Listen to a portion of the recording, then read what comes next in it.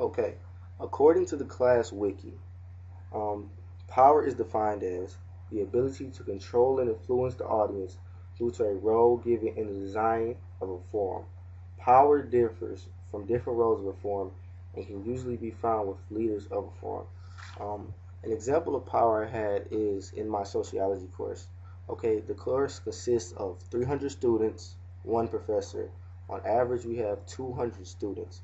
And I feel that it's easy to see power within the course because the professor tells us when to take notes.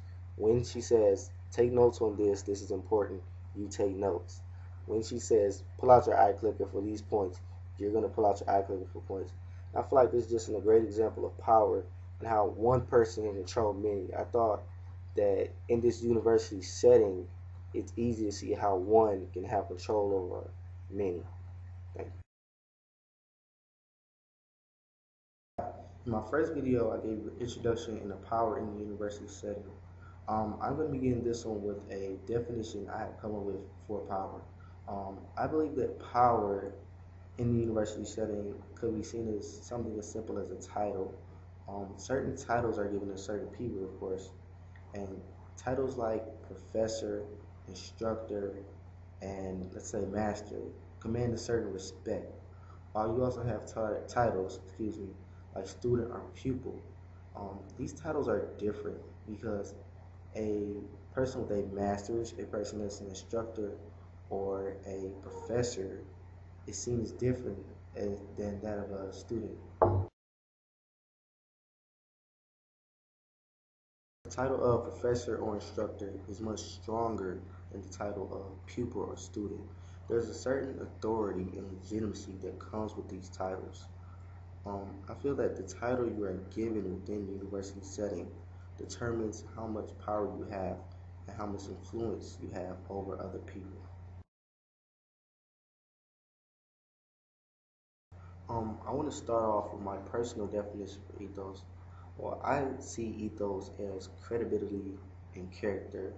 To me, ethos is how someone presents themselves.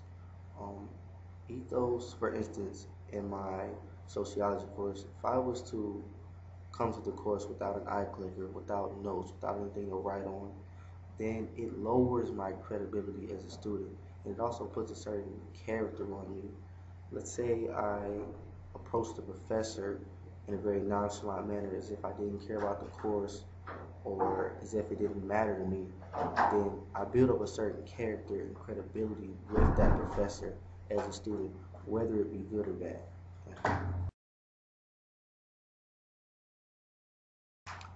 To add on to my last clip, I also believe that ethos, pertains to how you act within the classroom.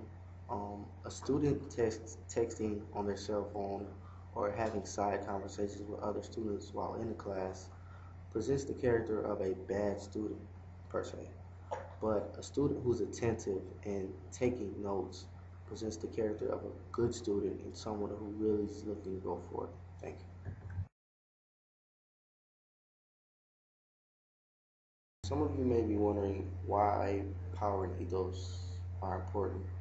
Well, they're important because whether we know it or not, they affect every part of our life. Whether it be how we wear, what we wear, how we conduct ourselves, how we speak to each other. They affect all of these things.